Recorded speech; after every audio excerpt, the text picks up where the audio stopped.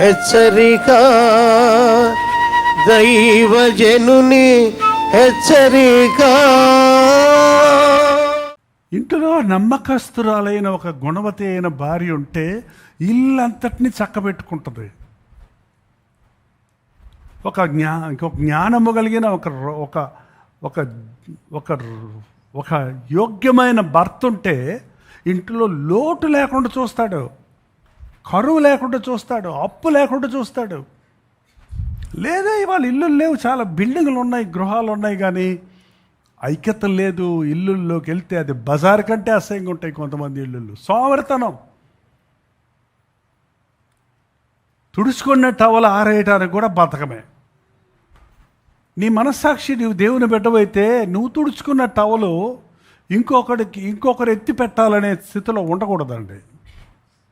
ఎవడి పని వాడు చేసుకోవాలి. మీ పిల్లలకు నేర్పించండి చిన్నప్పటి నుంచి. ఎవడి పని వాడు చేసుకోవాలి, నమ్మకంగా చేసుకోవాలి. ఒక పని చెబితే అది చేసి ముగించాలి. చిన్న విషయాల్లో నమ్మకత్వం నేర్చుకున్నప్పుడు పెద్ద అయిన తర్వాత వాళ్ళకి ఎవరు నేర్పించక్కర్లా, వాళ్ళు వాళ్ళ పిల్లలకు నేర్పిస్తారు, వాళ్ళు 10 మందికి నేర్పిస్తారు.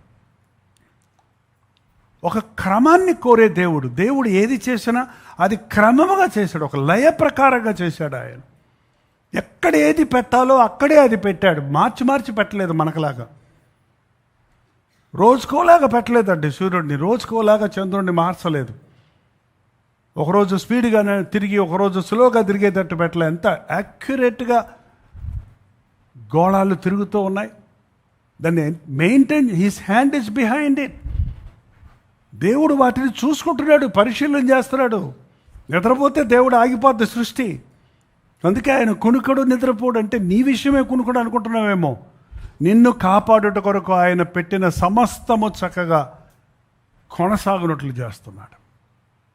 మోషే తనకు అప్పగించిన దేవుని ఇల్లంతటిలో, దేవుని పరికరాల విషయంలో, మనుషుల విషయంలో, ఆయన ఇచ్చిన కట్టడల విషయంలో, ఆయన ఇచ్చిన న్యాయ విధుల విషయంలో, ఆయన చెప్పిన పని విషయంలో ఏది చేయమంటే అదే చేశాడు. అది దేవుడే చెప్తున్నాడు, మనం చెప్పింది కాదు అది. ఒకసారి 12వ అధ్యాయం కూడా చూడండి, సంఖ్యాకాండం 12వ అధ్యాయంలో.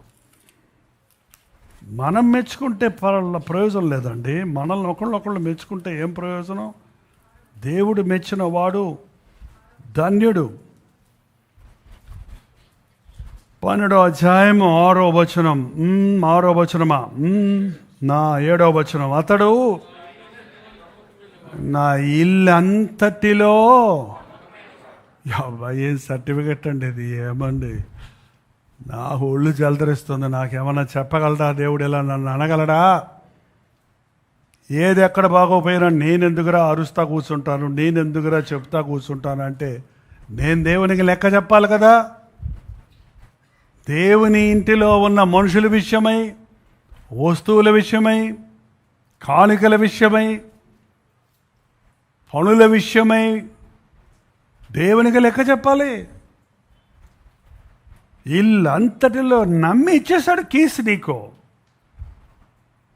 నీ ఇష్టం ఏమైనా చేయొచ్చు. కీ నీ దగ్గర ఉంటే కీలు ఇచ్చి పంపిస్తే నీకు ఇంట్లో ఏం చేస్తావో తెలుసా? ఎవరింటికన్నా ఒక డబ్బులు వాళ్ళ ఇంటికి వాళ్ళ కీలు నీకు ఇచ్చేస్తే అంతెందుకులే, వాళ్ళ కార్కి నీకు ఇచ్చి వాళ్ళు అమెరికా పోయారనుకో, ఒక 6 నెలలు నీ దగ్గర వచ్చమని జాగ్రత్తగా వచ్చేటప్పటికి ఉంటుందా? అరిగిపోయి ఉంటుందా?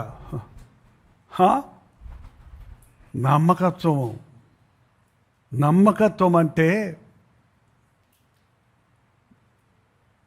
ఏం చెప్పాలి?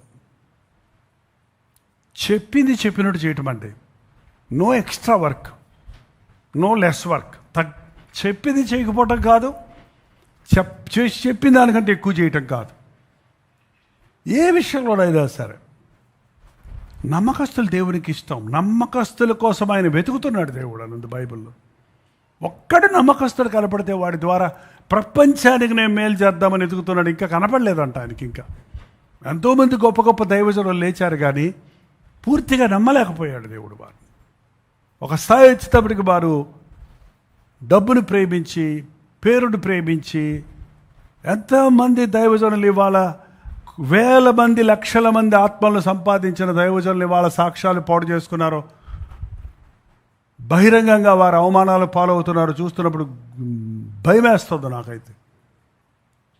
అంతవరకు నమ్మకంగా ఉండాలి. 3 ఏళ్ళు నమ్మకం కాదు, ఒకరోజు నమ్మకం కాదు, మరణము వరకు నమ్మకం కూడా నేను నీకు జీవకిరీటం ఇస్తాను.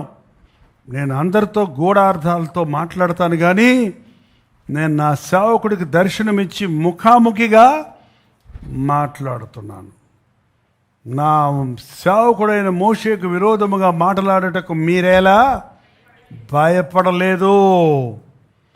నమ్మకస్తుడండి, ఎగిరిగిరి పడడం, దేవుణ్ణి మాట్లాడిస్తాడు. మన గురించి మనమే మాట్లాడుకో అక్కర్లా. నీ గురించి నువ్వు నీతి గొప్ప చెప్పుకోవాల్సిన అవసరం లేదు.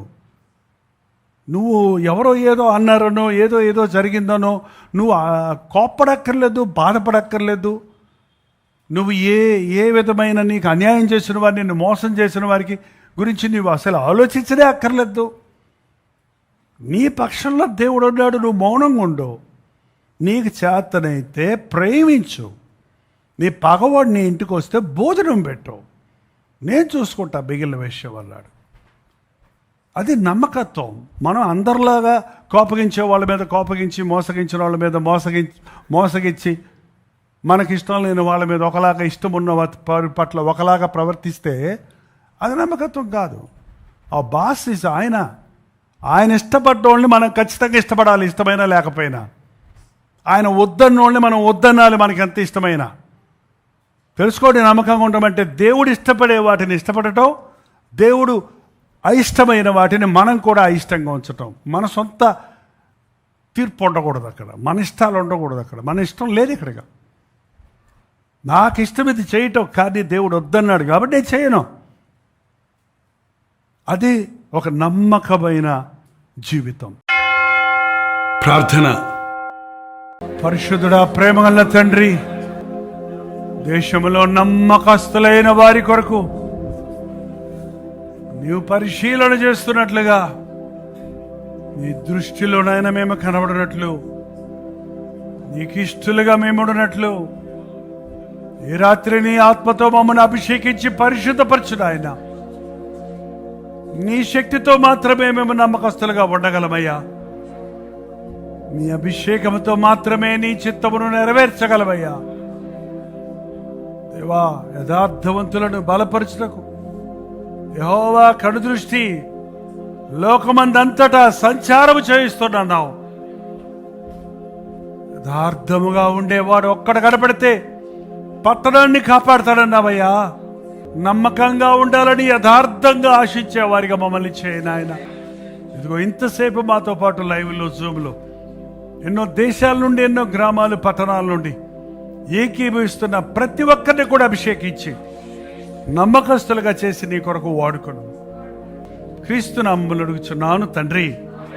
తండ్రి అయిన దేవుని యొక్క ప్రేమయు, కుమారుడైన క్రీస్తు యొక్క కృపయు, ఆదరణకర్త అయిన పరిశుద్ధాత్మ యొక్క సహవాసము కూడి వచ్చిన మనందరికీ ఇప్పుడును సదాకాలమును తోడై ఉండును గాక. ఆమేన్, ఆమేన్, ఆమేన్.